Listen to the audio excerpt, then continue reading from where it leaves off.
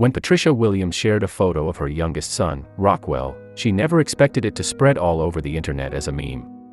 Rockwell has albinism, meaning he was born without pigment in his skin and hair.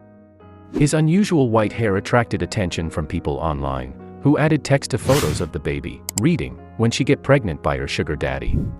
At first Patricia and her husband Dale were shocked and upset, and would personally message people who posted the meme to ask them to take the image down.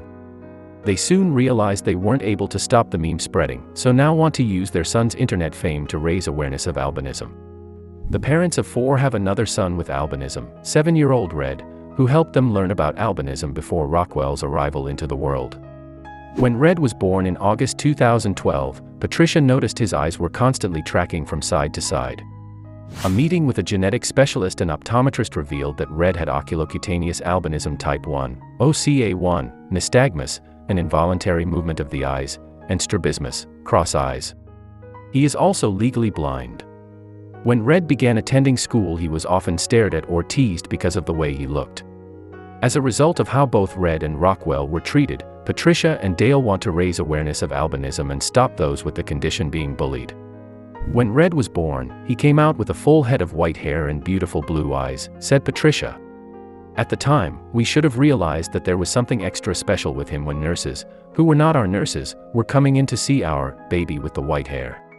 My husband and I were both born with blonde hair, as was my oldest son Gage, so seeing our second son with such blonde hair didn't strike us as unusual. The first month we had him home, I remember 3 things as being very unique. The first was his hair. It was so white that it would sparkle in the sunlight. Second was the way his eyes were always tracking back and forth. I would try and block his view with my hands to see if he would divert his eyes down, but nothing ever worked.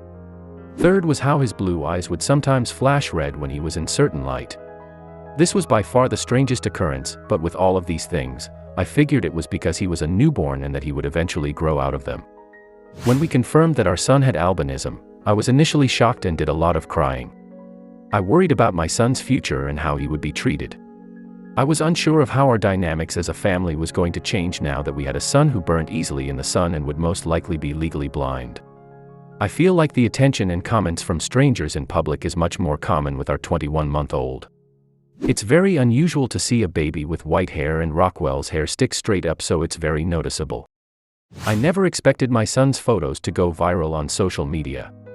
Once I started gaining more and more followers, I started getting asked so many questions and realized that albinism is still very unfamiliar to people. Personal points of views were very misguided and based on what people saw in movies. I realized I had a rare and unique opportunity to educate and spread awareness by means of social media and by sharing photos of our family. Red has had laser eye surgery to correct his strabismus and has recently moved from a private school for the blind to a public school. People with albinism are just like everyone else, Patricia says. One of the biggest misconceptions is that they have red eyes. Because their eyes lack pigment, it's most common for them to have very light blue eyes. Another large misconception with albinism is that he or she may have a mental disability, when this has nothing at all to do with albinism. The scariest misconception is the way they are treated in certain parts of Africa, particularly Tanzania, where many of them are attacked and or killed for their body parts. It was sickening to learn that someone just like our Red and Rockwell has to fear for their life of being hunted.